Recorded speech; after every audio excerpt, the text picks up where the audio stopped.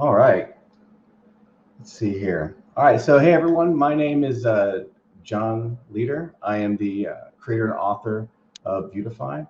And today I want to talk to you a little bit about the next generation of the framework and some of the more prominent and important feature sets that are really going to make development easier within Vuetify as a framework.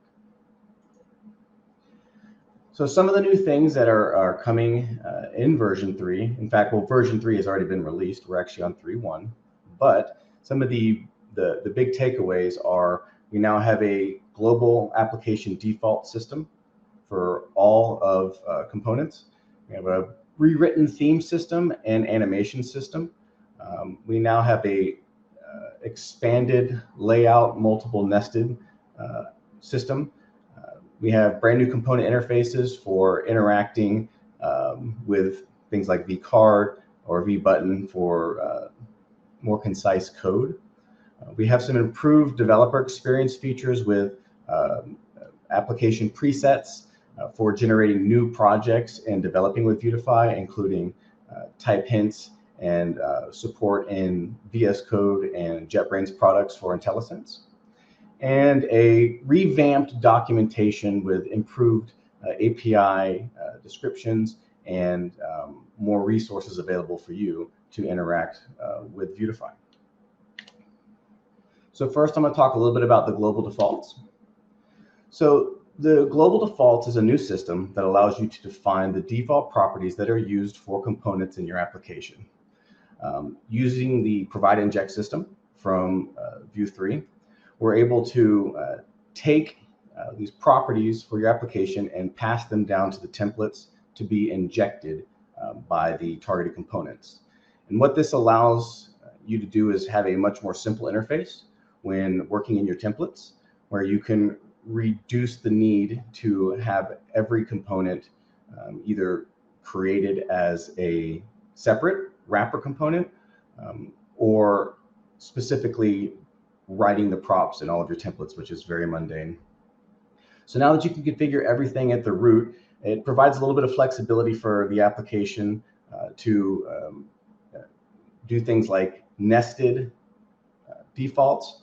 And we also offer in template what we call providers that allow you to hook into the system and modify these global values within your template. So one of the big things about the new system is it cascades. So we start with a global definition of props. For example, setting your entire application to a lower density level, assigning a primary color to all components. And then the individual components you can target, which then will override the globals. And in your templates, you can also redefine these values and overwrite them locally. So it gives you kind of 3 levels of customization to be able to pre-configure your application, however, still being flexible enough in the templates to deviate from this.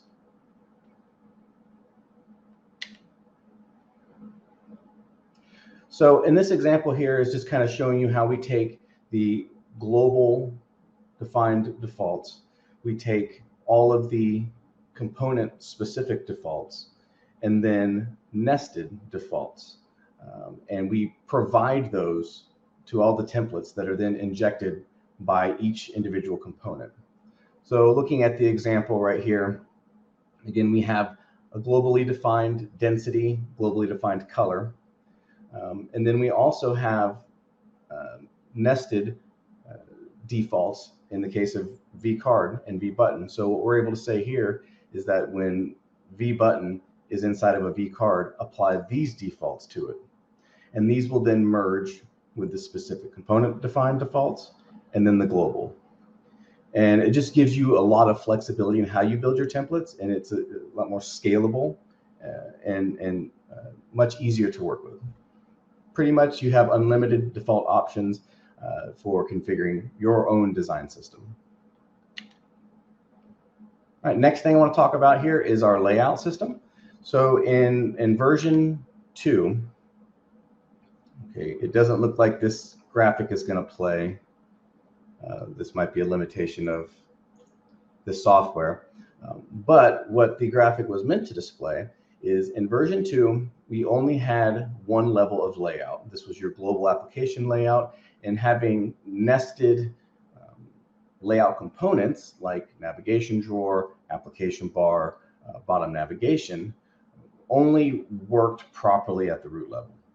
So what we've added now is the ability to redefine a new base of a layout as many times as you want.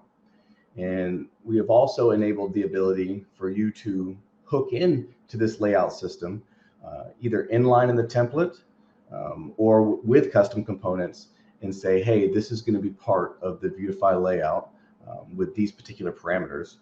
And then given the context of that, we'll automatically bootstrap into the application layout, making it a lot easier to configure and create your own components if one of our layout components don't suit your needs. So yeah, this is an example of what happens when a component is now integrated into the layout system. We do things like calculating the element and layout size and position according to the root layout element by using provide and inject, which allows us to cascade the layouts.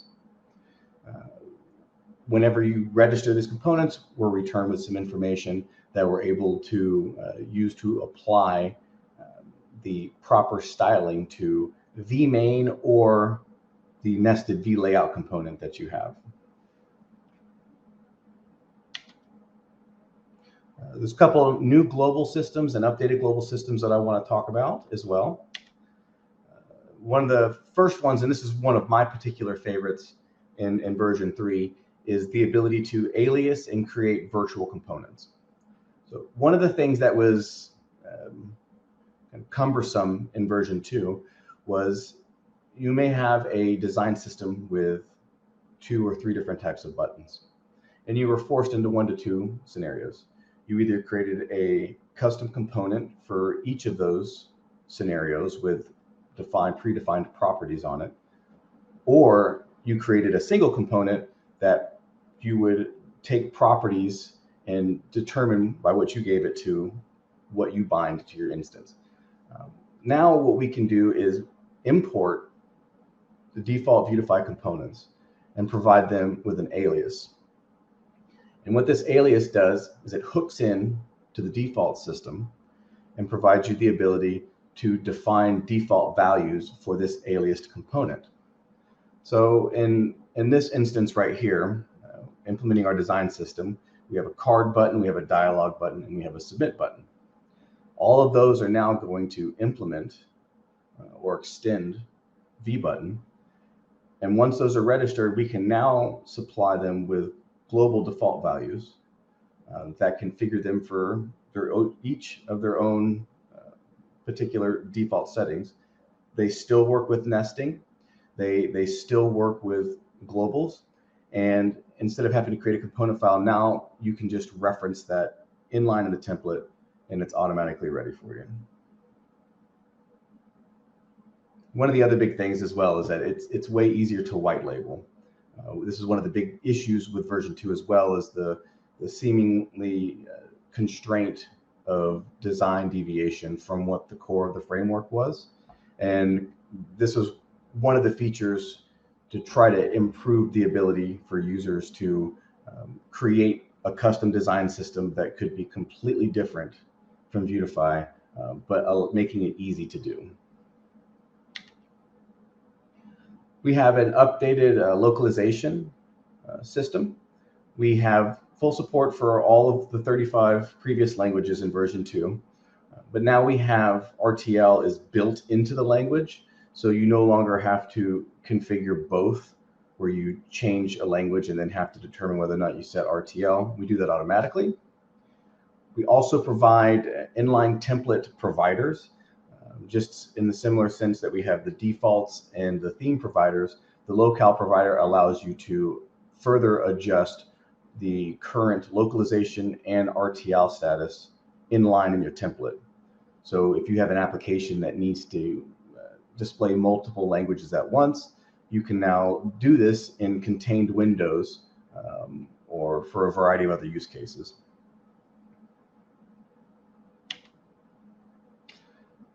All right, so the next thing I want to kind of cover here is the component API.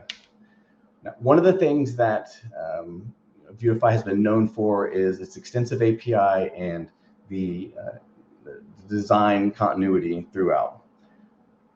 What we wanted to do for version 3 is maintain this same philosophy of verbose components defining every aspect of what you're trying to implement and not hiding as much behind the curtain. So what we decided to do was have 3 general approaches to how you will interact with components in version 3. So we still have the regular verbose example where we write everything out. All of the inner components, example here is vcard, vcard title, and vcard text.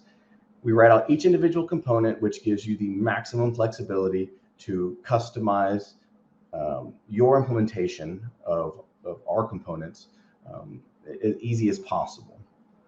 The next layer we have is slots.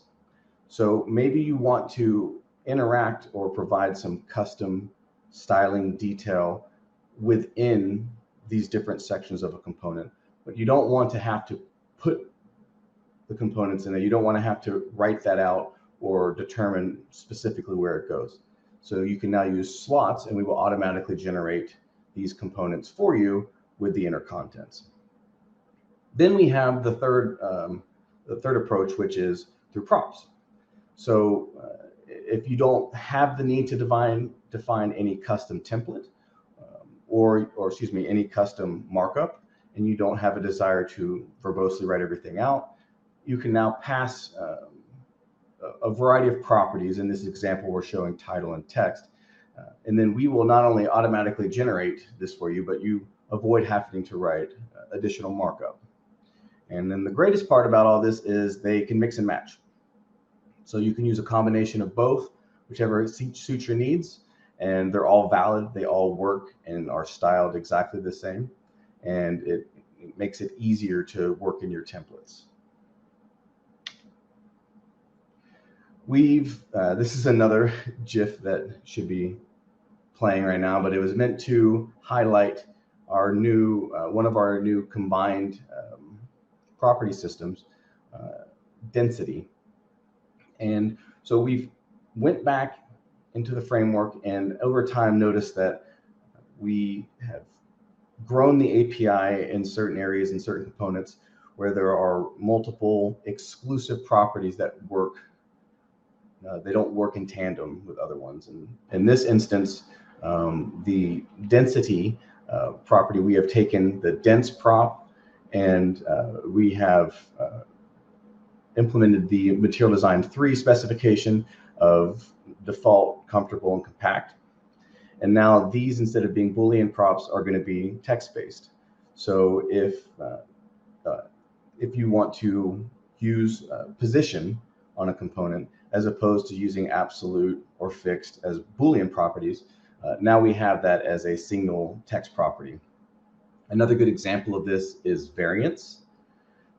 We have a new variant system that covers not only all of the previous design implementations that we had before, but as well as new ones that were defined as part of the Material Design 3. And this includes tonal, flat, elevated, contained, plain buttons, all of the existing functionality before, but now it's in a single variant prop. This is also what allows you to easily and globally define styling of the components for these different properties. We still are trying to focus on making things semantically simple, wanting it to be natural, and that moving to this new system isn't a Herculean task, and in most cases is covered by our ESLint plugin, which does a lot of automatic conversion and updating of many of the properties from version 2 to 3. We have a couple updates to CLI and tooling. Version 2 was built on Vue CLI. That has since become in maintenance mode and going to be deprecated. The ecosystem has moved towards Vue. So because we really enjoyed the preset installation process with Vue CLI for creating projects, one of our developers built a new system around creating Yarn Create projects so that you can create a new Vue 3 and Vuetify 3 application with some default boilerplate that is best recommended by us to make sure that you can get started on your new application extremely quickly. So everything's built on top of Vue. It's extremely fast. We have a couple different installation paths you can do. Default, which is just a generic Vue 3 and Vuetify 3 application. Base, which contains some boilerplate for layouts and routing. Essentials, which has store functionality for Pinia built in, and the recommended is what we're currently working on right now. And these are just designed to kind of give you options to get an application started really fast with features and functionality that you need and use and that are already configured. And then over time, as the best practices change and evolve in Vue, this project will be kept up to date so that we're operating within the standard Vue ecosystem boilerplate. And if you haven't checked out Vuetify, or especially Vuetify 3, we have a website address, tryvuetify.com. Real simple. You just copy one line of code, post it in your terminal, and in less than a minute, you can start a dev server and start checking out the latest version of the application. And so that's my talk. Thank you, everyone, for watching. Thank you, Vue School, for inviting me to speak. You can check me out on Twitter @0skills, or definitely our Discord server, community.vuetifyjs.com, and reach out to me with questions, comments, or concerns. Thank you. So many buttons, so many buttons. Yay. Thank you, John. And are you ready for a million questions? Like, I'm pretty sure we have like maybe 1,000,001. We'll try to. It's probably all about data table. Probably, maybe. We'll see. All right. I feel like you might have answered this with your setup earlier, but what's your operating system? Well, I have two. So at home, I use Windows with WSL2 on Ubuntu. Okay. I'm still a gamer, so I got to keep the Windows operating system. But at my office, my remote office, I have Ubuntu locally, no Windows involved. So everything is done pretty much under Ubuntu. It's just on my home computer. It's under the guise of Windows. Okay. That yeah, because Linux is up to almost 30%.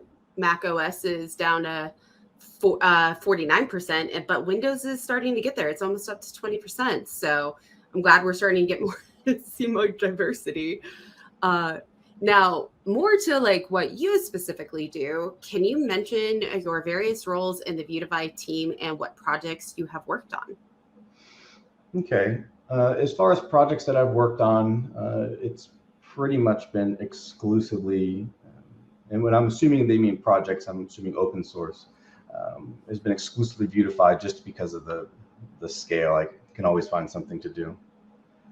As far as my role, it's kind of adapted and changed over the years.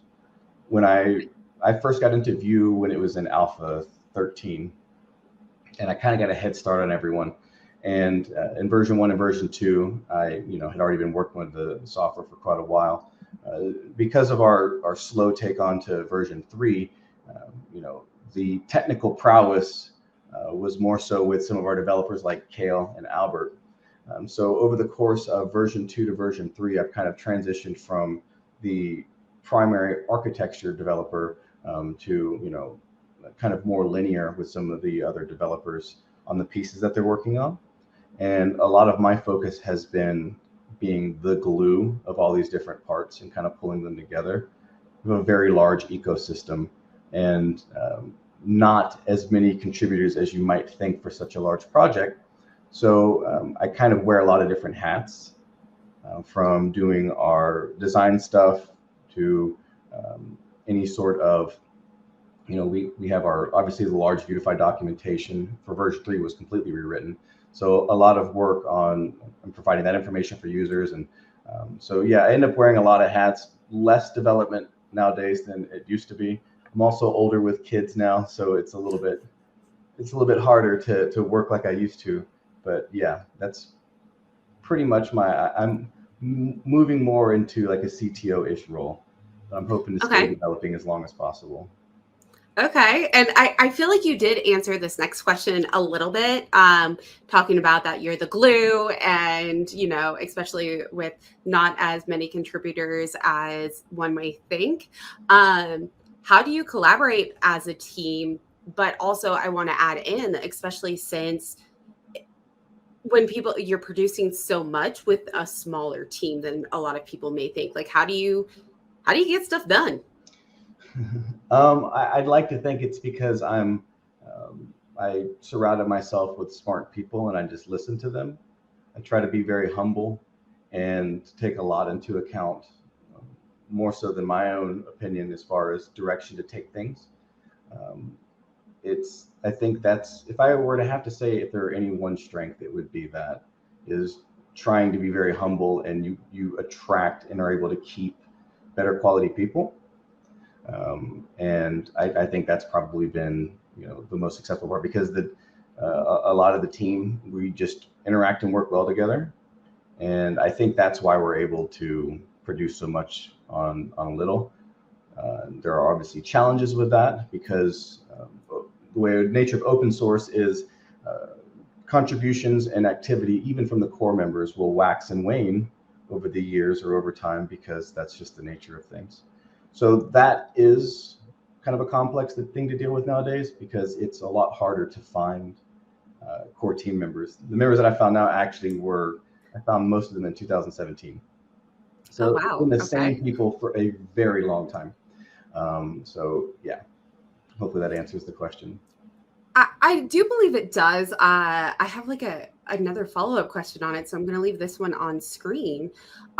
You mentioned being humble about it and having other people's ideas, but also going into like the CTO role and finding, the core team. It sounds a lot like maintainer life and CTO life may overlap a bit, and also needing to influence or work as a team when, especially with different contributors, when they're not always paid. Like, how do you balance all of that? Because that's just like people skills in general. I just try to be nice to everyone. All right. Like, if someone's upset or angry or mad, it's usually because they have something going on. Maybe they got yelled at by their boss, or they just had a rough day. And usually when you take the time to, sit down and listen to them, you find out that, either they have a legitimate problem or they realize that they don't. And in addition to just the people that contribute, because we do have contributors that, they're not part of the team. We don't even communicate with them, but they've been making contributions, especially lately, to the new version of the framework. And honestly, it's such a juggling act. It's even hard to say what particular thing is having the biggest impact on maintaining that all.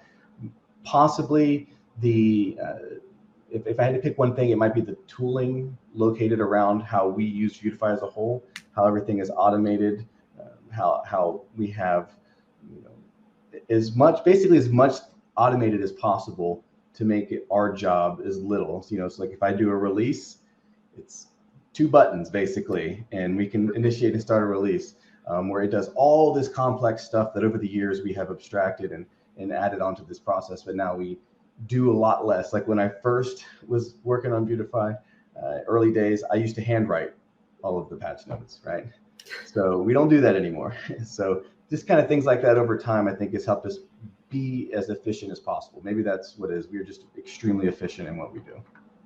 And I appreciate that, but you'll also add in that it took years to build up that efficiency.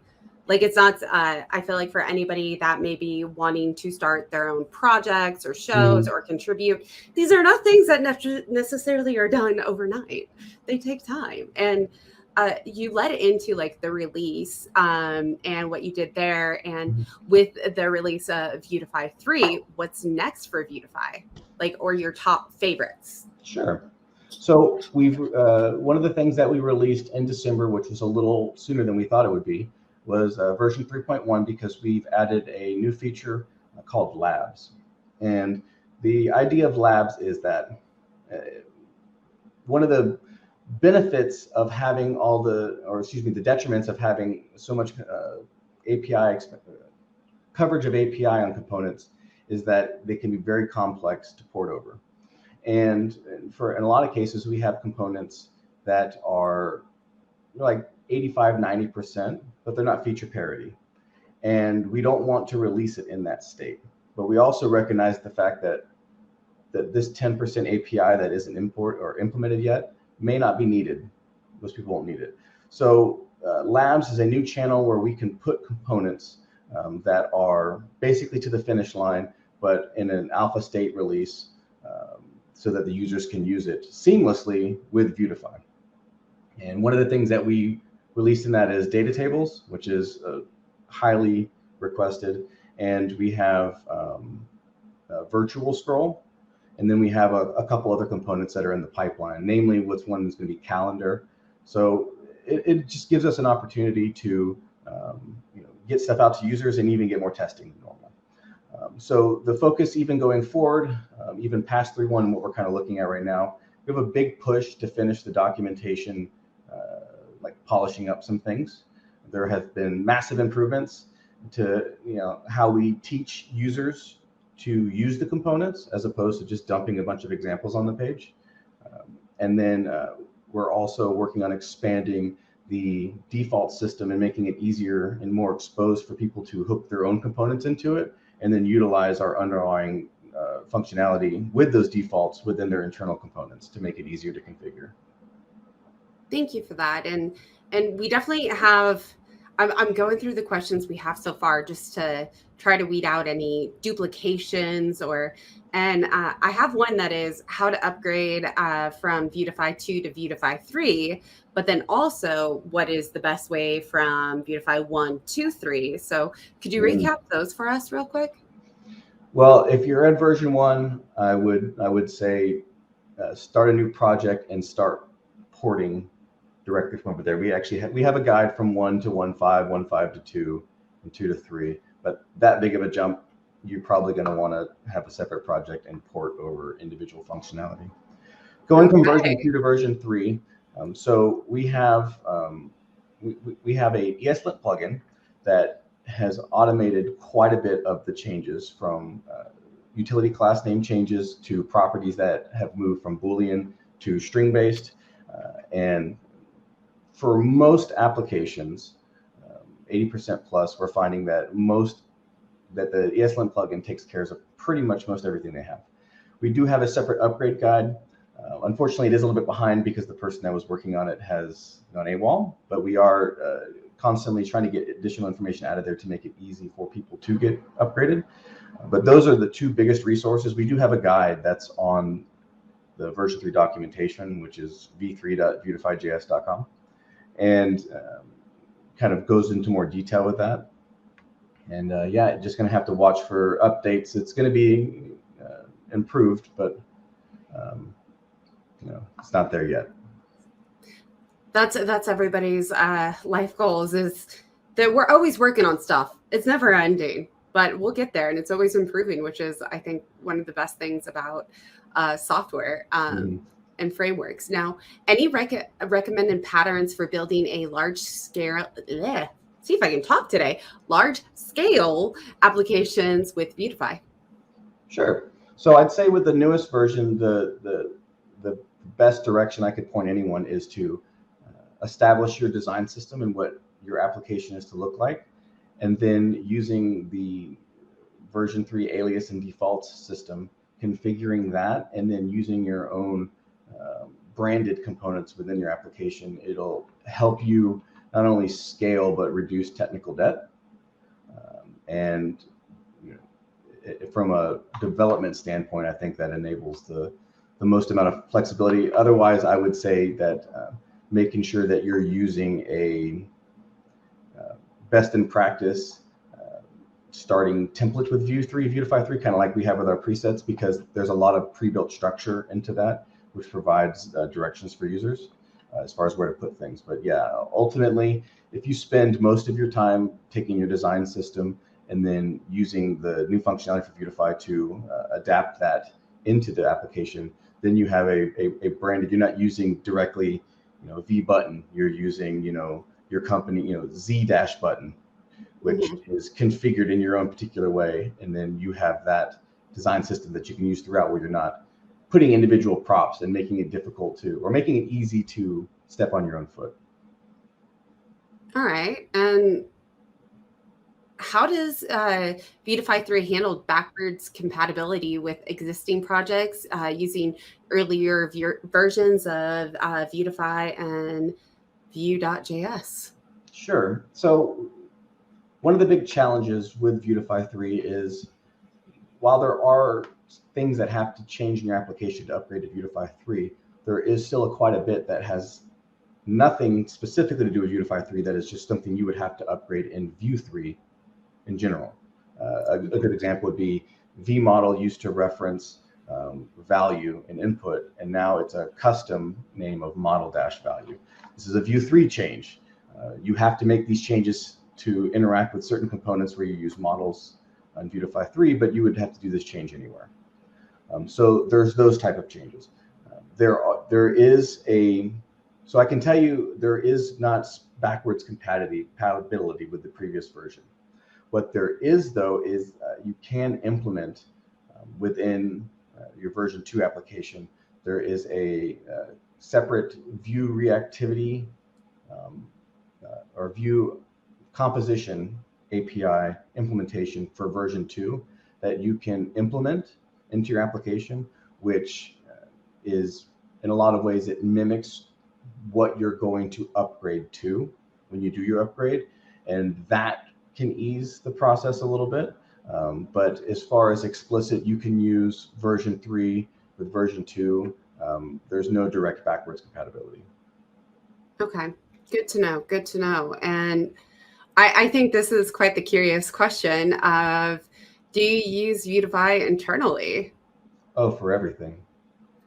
It's honestly how some features are developed and some bugs are found, is by working on those applications. I would say nowadays, mostly though, the only real internal application it's not an internal application, was the docs, is really what most of my time, as far as working with and interacting with building things. The documentation is a living, breathing, enterprise, super large scale Vuetify application, and I think is a good representation of what it can do. But as far as like internal things that we use ourselves, absolutely. If it makes sense, and our store is built with Vuetify, so absolutely, all the time. I don't have anything else to use, honestly. Why would I use anything else? I've got everything I need. I dig it. And I think this question goes a lot with what we were talking about earlier with like your core team and contributing. And so if somebody wants to start contributing, like what areas could they make the most impact on? Sure. There's a couple different avenues. The most straightforward and easiest is going to the Vuetify repository, and GitHub has a label that's you can select that says help wanted, and that's just an immediate list of issues that we've said, hey, this is something we want to do, or this is a fix or some sort of task, but we could use some help on it because it's a low priority, or we've been able to solve it. That's one way. Another good way is hopping on our Discord. So you can directly message the team, and you can talk with any one of the core team members and kind of look for, hey, what is something that you could code-wise, or that you could work on. Maybe it's a component that you're vested in, or maybe you want to learn how to write some technical documentation. Really, it's just either going through the repository for the help wanted or reaching out to us. Obviously, if you're using version 3, we have tons of users that maybe run into a bug in their application, and then they'll create an issue, and then they'll also create a pull request. That's definitely very helpful to us. And so, yeah, I'd say those are probably the best ways to engage.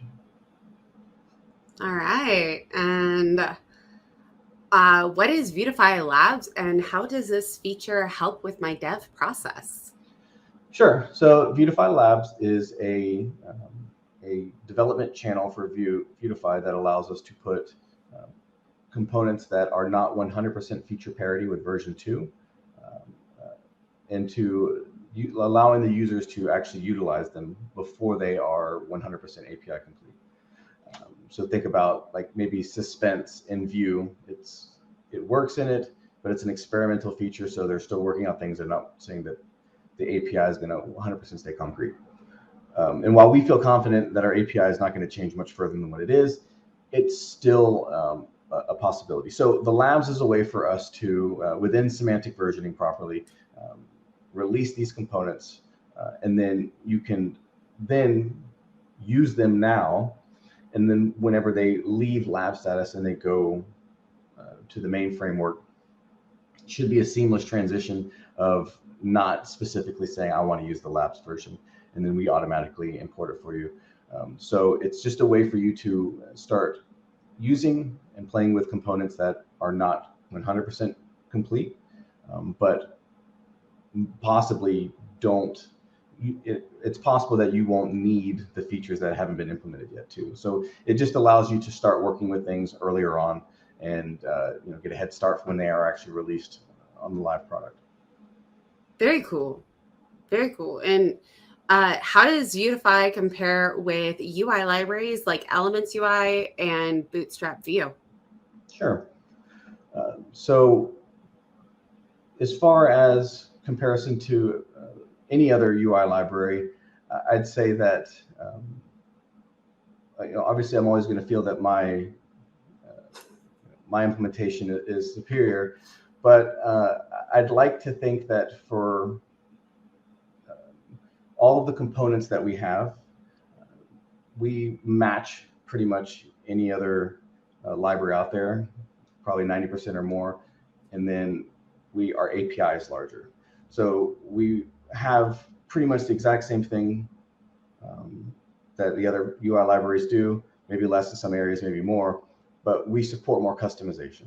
And we have a much, I think if you're looking at the fine details and the corners and the edges of things, that our design continuity is best in business.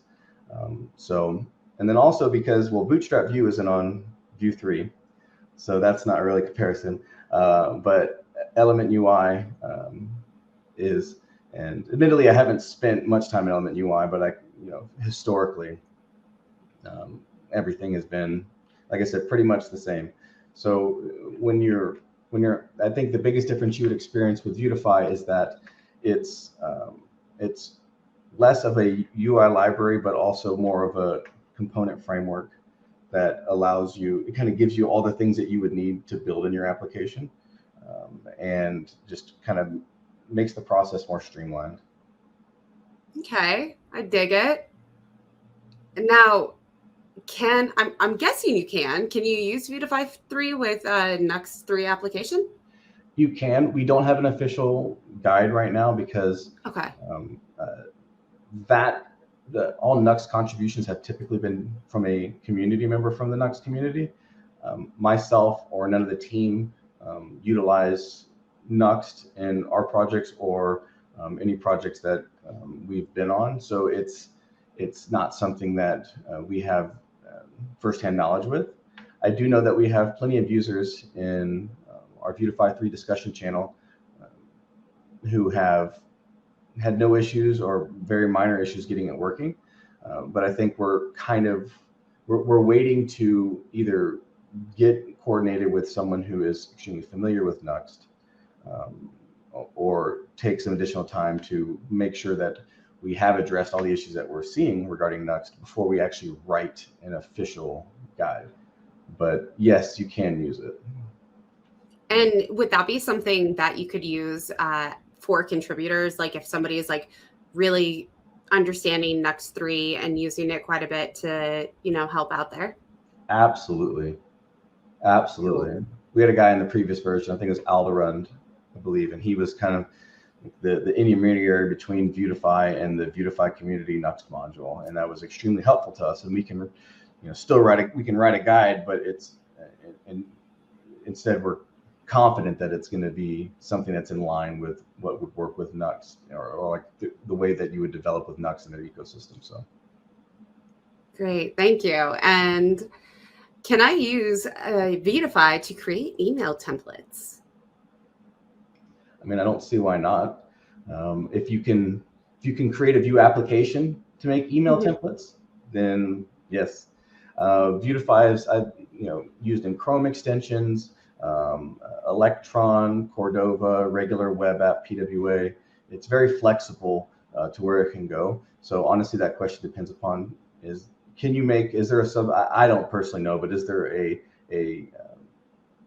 process for using a Vue application in an email template? If the answer is yes, then my answer is yes.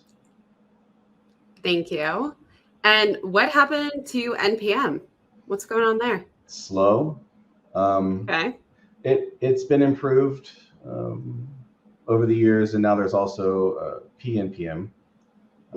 We specifically moved to Yarn because at the time, and this is still true, it worked a lot more seamlessly with Lerna, our monorepo, which I've recently learned has been deprecated, but it worked more fluidly with that process. It was considerably faster, way better with caching, and it had less dependency linking issues than NPM. Now we do support NPM to be used with Vuetify, but for our personal development process, it's a little substandard. Good to know. And any gotchas to look out for when working with Vuetify and vanilla CSS or CSS frameworks like Tailwind and Bootstrap? Sure. This used to be kind of the case. Now you can disable our utility classes, and these are kind of the generic, padding left, 4 or whatever the case may be. So we do have these all generated. Our nomenclature and subset of utility functions is loosely based on Bootstrap. But if you want to use Tailwind or Bootstrap specific utility classes within your project, all you have to do is, there's a configuration option for disabling our generation of utility classes. And then there's nothing else within the framework that would clash because everything we have is prefixed. So that would be the only gotcha. If you want to use Bootstrap or Tailwind in your application specifically, you just need to disable our utility classes and then you shouldn't have any issues. That's good to know. All right. For someone that would like to showcase and market their Vuetify theme on the Vuetify store, is that allowed, and how would they get started? Yes, it is allowed. We've actually recently started a process for vendors to request and put products on the application, or excuse me, put it on the store. I'd have to get with my wife specifically. I think there's a page that has been added onto the documentation, or not the documentation, the store that tells you how to move through that process. I would say the best way to start probably right now would just be to send an email to hello@vuetifyjs.com or store@vuetifyjs.com, and let us know what you'd like, the product that you have, and how we can work together. Groovy.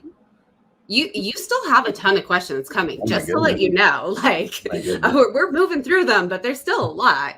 So how can someone extend Vuetify components like data table in their project with additional functionality?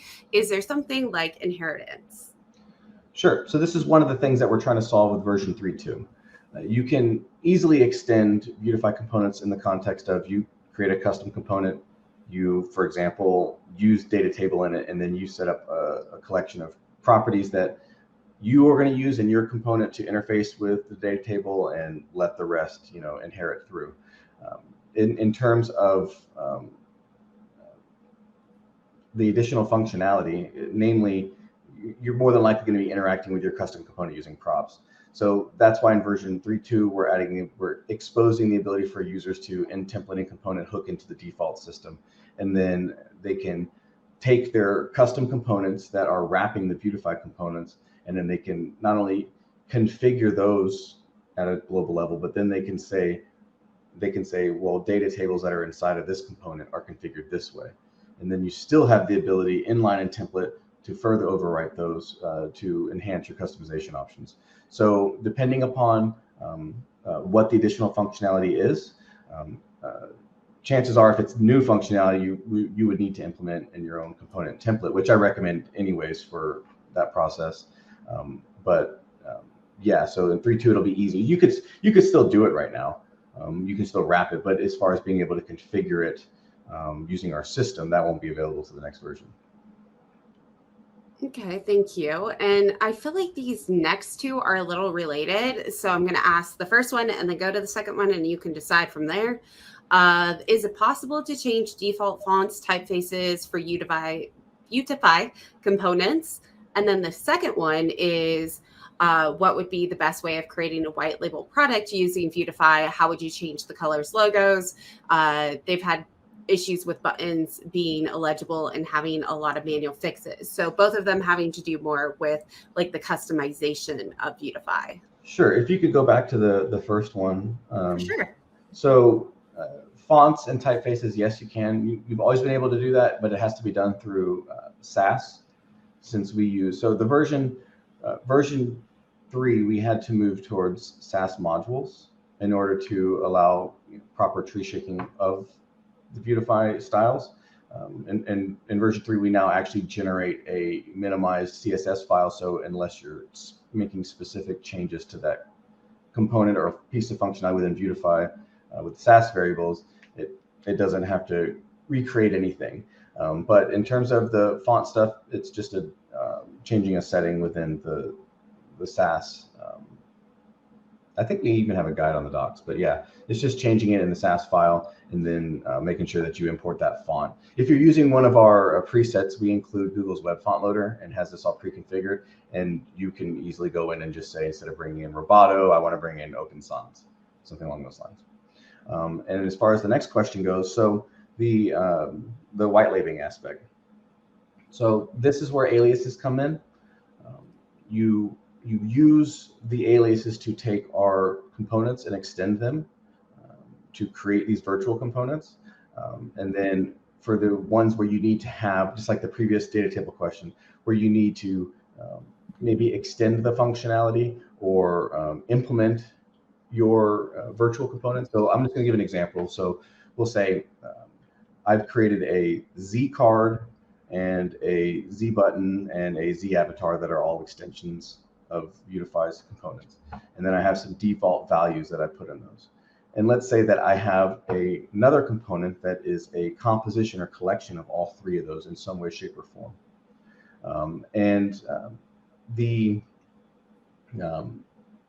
Let me see how over this.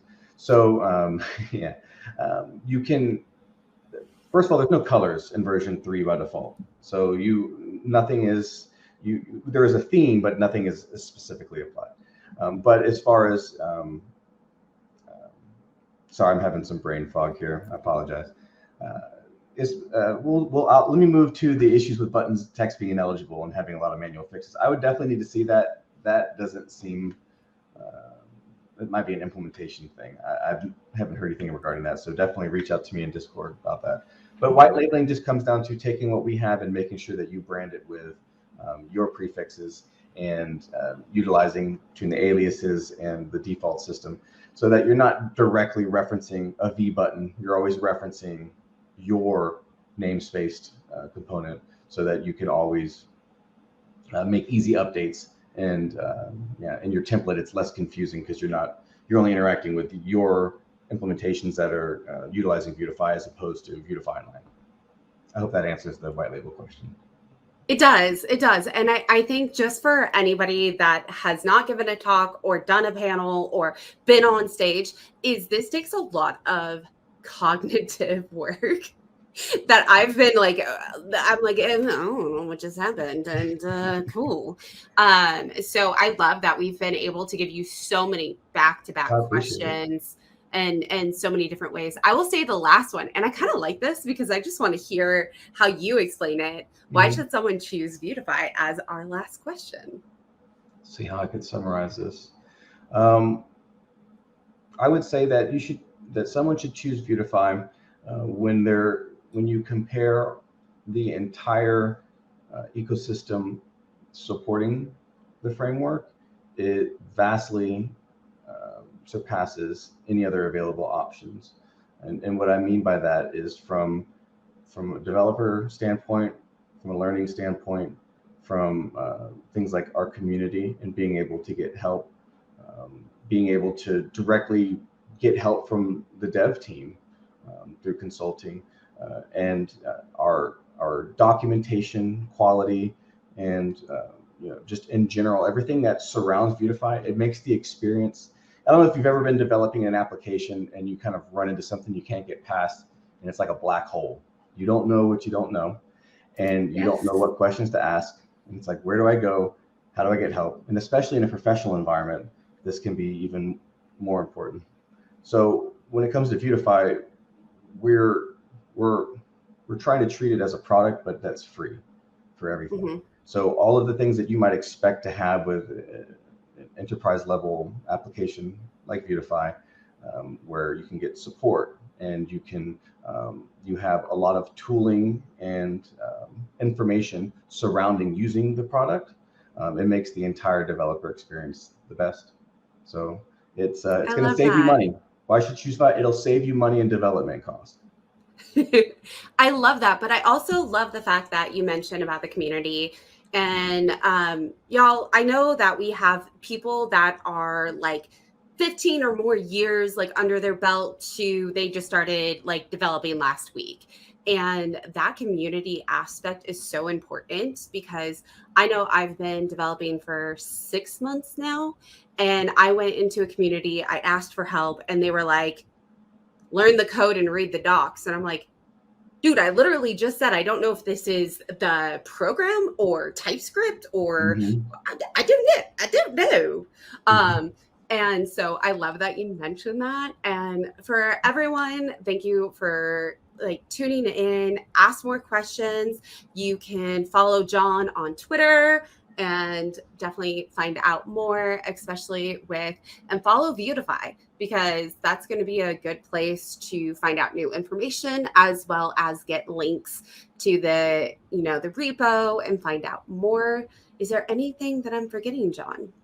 Well, thank you very much for having me on. Thank you everyone for your questions, and make sure to join our Discord and reach out. Tell me how you like working with Vuetify. Perfect. Thank you, John.